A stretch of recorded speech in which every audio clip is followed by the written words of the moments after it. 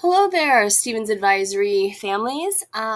This is Ms. Stevens, and I really want to thank you for your patience, understanding, and flexibility since I've been out ill. I'll try and make this brief as possible for you. Anyway, I want to go through what we do in advisory and what my roles are. So here we go. I teach sixth and seventh grade English as well.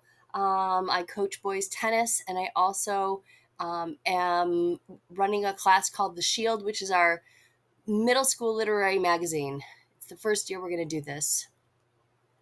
Okay, our goals in advisory is to basically be their academic support system. We also are their biggest cheerleaders, so we try and create a positive school culture. When they're down or blue, we try and lift them up, as always. We definitely know that the middle school is a quirky age, and so we try and do our best to help them through challenges of being a middle schooler. And then we also let them know that it's not just me, but there are several people in the building who are their advocates, whether it's other teachers or our school counselor or the administrators. We are there for them. And that I like this phrase here. It's not just this year, but it's next year and the year after. So we support them as much as we can. This is what our morning flex schedule looks like. You'll notice that we have morning meeting on Mondays, Wednesdays, and Fridays.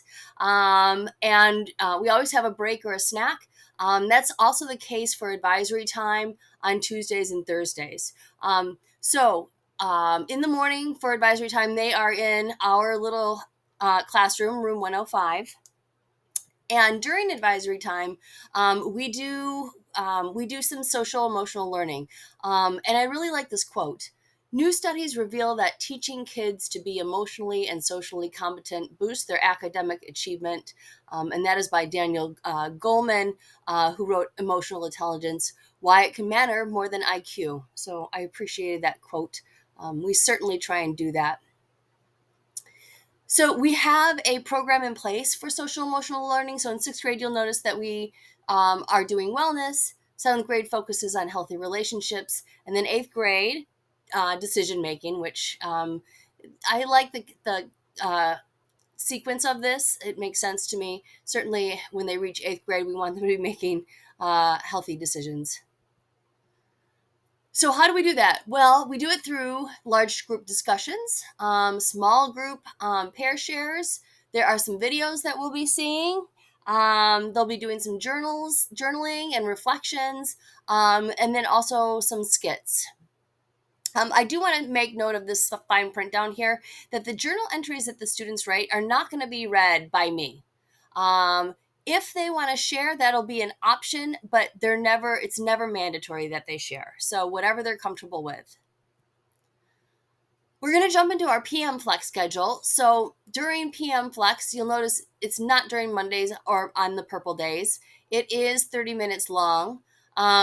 During office hours, and usually on Wednesdays we have office hours too, we go over what homework they have and what they need to get done so that when they come home, they're not loaded up with homework. You'll notice also that on Thursdays there's a change makers meeting. I am a co-sponsor of that, and so sometimes I will ask the advisory to go to a different advisory so that I can help run the meeting.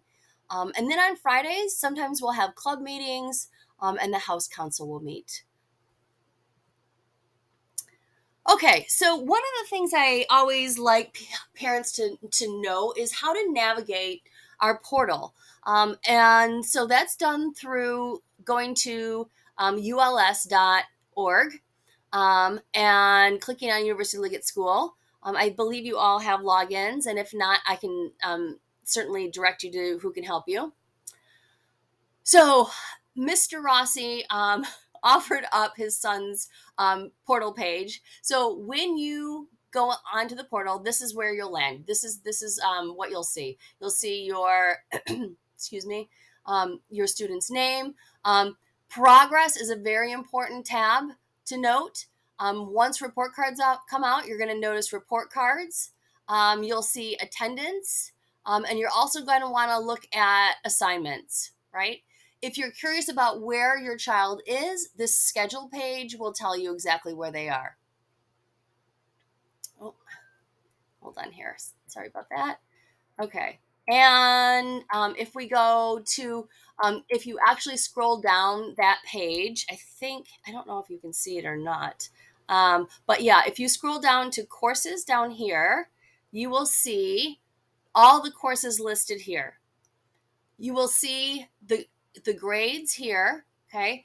If you don't see a grade, do not worry. It's because the teacher hasn't logged any grades yet. So don't panic if there's nothing. The one thing I do want to mention is that it is really important if you are concerned about a grade. I really highly recommend you click on See Grade Detail because what teachers do is they will log notes about certain assignments and what happened or what needs to be done to increase a grade. So let me show you that next screen. So when you click on See Grade Detail, you jump into the class and you will notice, right? So for plot diagram, right? Here's a grade. Summer reading, here's a grade. Here are the notes that teachers leave. So, Luca, finish writing your ode. Here's the assignment. Finish writing your ode poem in Google Classroom. You'll notice the assign date and the due date, and also the points. Okay, so right now he doesn't have a 0. It's just that Mr. Shade hasn't graded it yet. If you see a 0, it's a flag for, hey, I need you to get this done. And Mr. Shade left a note, no green edit sheet. So that's I wanted to point that out. That's a really important part of knowing the portal. The other thing is on the assignment tab. Okay, so we were on progress. On the assignment tab, you are going to notice a lot of different things that you can click on.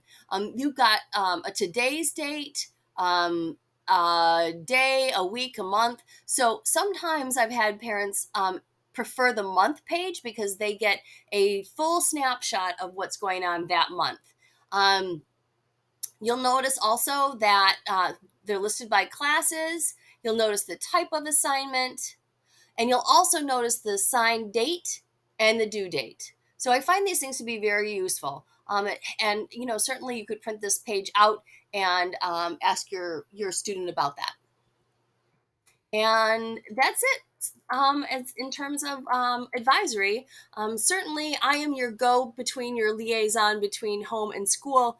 If there's ever anything that you need, if you have concerns or something's going on at home that you feel I should know, I'm here for you no matter what. Even for absences. So if your child is out sick and you need me to gather homework, I'm happy to do that. All right. I hope you have a wonderful day. Take care.